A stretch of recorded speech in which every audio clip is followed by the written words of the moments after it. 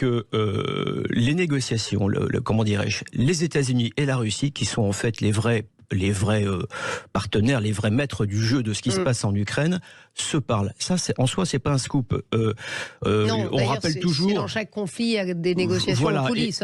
Et surtout, Stéphanie, tous les experts des questions nucléaires savent que les grandes puissances nucléaires, en particulier la Russie et les États-Unis, se parlent, se sont toujours parlé, y compris au moment de la guerre froide, par espions interposés, par émissaires interposés. Là, quand même, ce qui est nouveau, c'est que ces informations sont précises. Elles évoquent même la venue à New York au mois d'avril, si ma mémoire est exacte, du ministre des Affaires étrangères, Sergueï Lavrov, en personne, dans cette réunion dans laquelle dans laquelle étaient des émissaires, enfin d'anciens hauts fonctionnaires de l'administration américaine sur les questions de sécurité, qui évidemment n'ont pas pris sur eux seuls de faire venir ces gens-là. Donc on voit bien que les discussions existent et qu'elles sont de plus en plus, je dirais, sérieuses.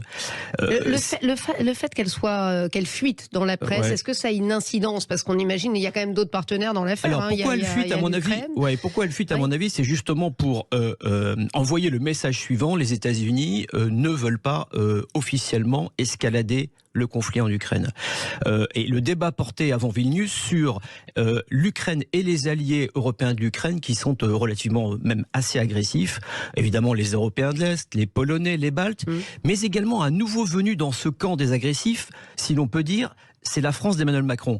La France d'Emmanuel Macron a changé de pied sur cette affaire de l'OTAN ces dernières semaines, en évoquant l'ensemble, de manière publique, en évoquant l'ensemble des options pour permettre de donner une garantie de sécurité à l'Ukraine, allant jusqu'à évoquer l'ensemble, c'est-à-dire éventuellement même, et jusqu'à présent la contre-offensive annoncée avec tambours et trompettes de l'Ukraine ne remplit pas ses objectifs, c'est le moins qu'on puisse dire. De part et d'autre, en tout cas, il y a un blocage, d'où ces négociations secrètes.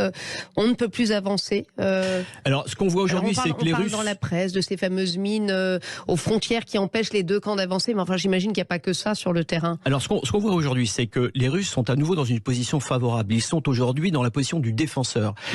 Pendant des mois, les Russes en fait ont construit ce qu'ils savent faire de mieux depuis très longtemps, c'est-à-dire des lignes de défense qu'ils ont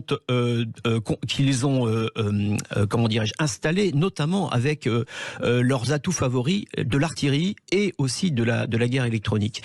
Et tous les experts sérieux et objectifs sont d'accord pour dire aujourd'hui que les Ukrainiens, jusqu'à présent, puisque là ces derniers jours on parle d'un regain d'offensive ukrainienne, donc disons jusqu'à ces derniers jours, les Ukrainiens se sont cassés les dents sur ces lignes de défense.